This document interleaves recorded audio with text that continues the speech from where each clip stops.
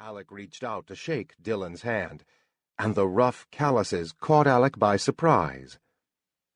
Interesting.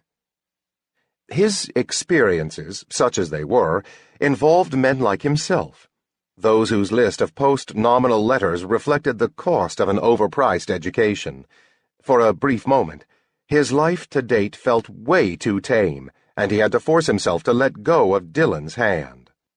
Alec shaded his eyes from the sun, feeling awkward, because now he had two reasons to feel self-conscious. I decided against the starter bike you recommended. I can see that. Alec waited for Dylan to add, "What the hell were you thinking?"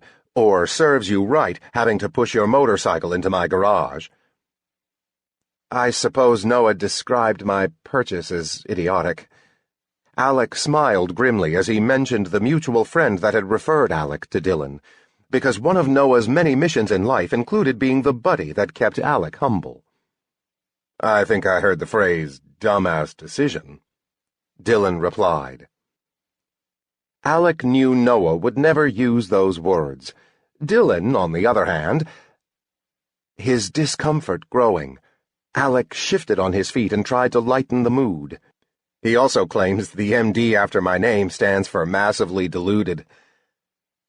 Of course, when the personal life sucked, delusion held a certain appeal. One beat later, Dylan's lips curled slightly in understanding. Sounds like Noah. Alec let out an amused huff. No friend of Noah's was safe from the man's opinions. Clearly, Dylan had been on the receiving end as well. Unfortunately, Noah was friends with Alec's ex-boyfriend, too. In fact, Tyler's presence touched every aspect of Alec's existence. His social circle, his professional life. They even worked at the same clinic. Alec fought the familiar, anxious tightening in his chest. The mechanic remained silent, and Alec realized the guy was waiting for the point of today's visit. Since you're the local expert on classic Harleys, Alec gestured at his new purchase. I hope you know a little about this particular machine. 1964 Harley-Davidson FLH Duo Glide. Last year they made this style. Dylan's demeanor loosened instantly, and he stepped forward to run a reverent hand across the Harley's seat, caressing the leather.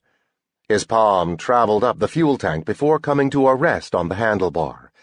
Affection, in his gaze, and in his tone. For a moment, Alec considered suggesting Dylan get a room. They were used as police vehicles in the 60s, Dylan said. Alec's eyebrows shifted higher. Really? I see the previous owner removed the windshield. I wouldn't know. Christ, Alec. He owned the vehicle, had bought and purchased the motorcycle. He should be more familiar with its history. Then again, he should also be able to turn the damn thing on.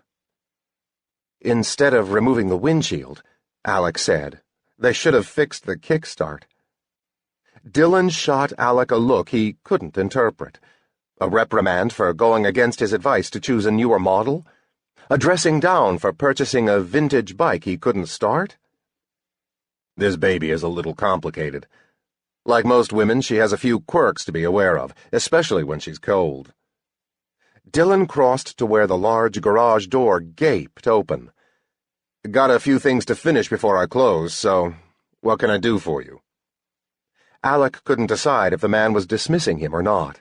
He probably wanted nothing to do with a newbie and his ill-advised purchase. Alec had no right to ask, but he did anyway. Desperate times. Desperate measures. I was hoping you could give my Harley a tune-up sometime before Friday, Alec said. Dylan tugged on his chain, lowering the metal door with a squeak. I'm booked every day this week. Disappointment flared, and Alex forced himself to go on.